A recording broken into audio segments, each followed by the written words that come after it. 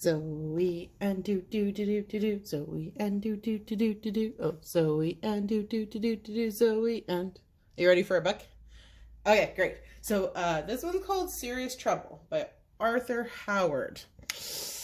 Well, I think he's in for some real trouble. What kind of tail is that? Ooh, that's a dragon tail. Maybe it's an iguana tail. That'd be pretty cool if it was an iguana tail. Okay, ready, set, go.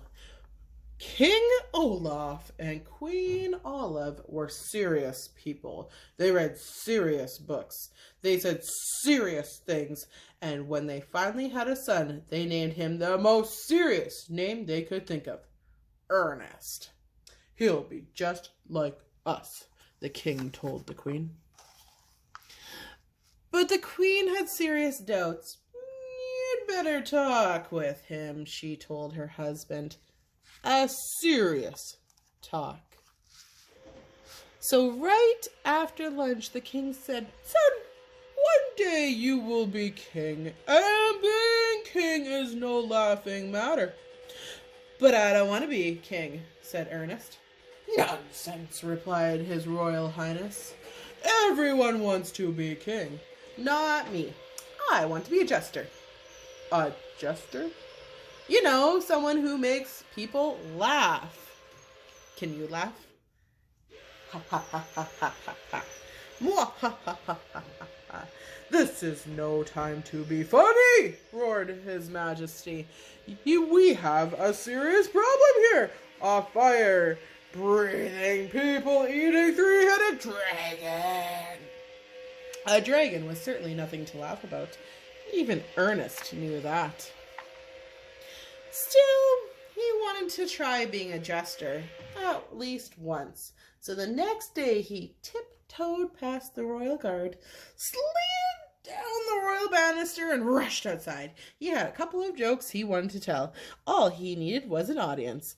As it turned out, he didn't have to look very hard, for suddenly he was face to face with the fire-breathing, people-eating, three-headed dragon.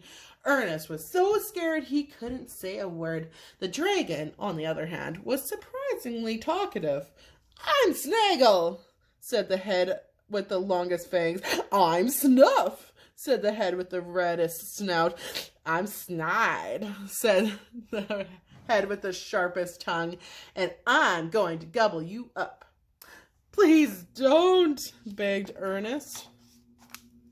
Oh, yes, I will, said Snaggle. Oh, no, you won't, said Snuffle. Maybe we will. Maybe we won't, said Snide. Like so many three-headed creatures, this dragon could never make up its minds. It couldn't decide when to go to bed, who to have for lunch, or even what to call itself. Me, us, or hey, you. While the dragon bickered amongst itself, Ernest dashed away. But he didn't get far. Tell us about yourself, said Snide. I like to know who I am eating. Well, said Ernest, I'm a jester. Oh, you? A jester? Said Snaggle. Don't make me laugh. But I can make you laugh, said Ernest. I really can. Impossible, said Snuffle. We haven't laughed in thousands of years. That gave Ernest an idea. If I make you laugh, will you let me go? He must be mad, said Snaggle. He might be tasty, said Snuffle. He could be funny, said Snide. We'll give you 2 chances, maybe 3. So Ernest made a funny face. Bleh. Not funny enough, snarled Snaggle. Not monstrous enough, snorted Snuffle. Quit while you're ahead, snapped Snide. So Ernest tried a flip, but the flip was a flop. I'm getting a headache, said Snaggle. I'm getting bored, said Snuffle. I'm getting very, very hungry, said Snide. Ernest had one chance left. But no matter how hard he tried, he couldn't think of anything funny.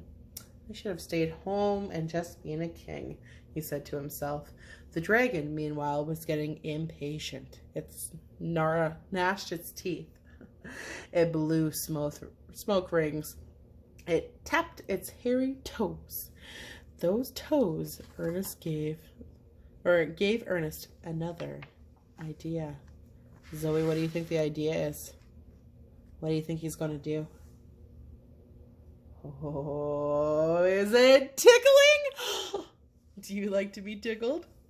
Oh my goodness. And before you could say sniggle, snuffle, and snide, the dragon was laughing so hard, huge tears pouring down its snouts. Please, please, please, it cried. No more tickling. Only if you stop gobbling up people, said Ernest. To which the dragon said, we promise. What happened next? Some people say Ernest ran all the way back to the castle and it was never funny again. He read serious books, said serious things, and never, ever got into trouble. But others insist the tale ends quite differently. They say when Ernest got home, he told his parents all about the dragons. As you can imagine, their majesties were delighted. And it promised not to gobble up people anymore. This calls for a celebration, said the king. So Ernest put on a show for them. He flipped without flopping. He joked without stopping. He even juggled without dropping. And for the grand finale, he shared the spotlight with a friend of his. Which version of the story is true? As the dragon might say, I'll give you 2 guesses. Or maybe 3. Great story, Zoe. Thanks for reading with me.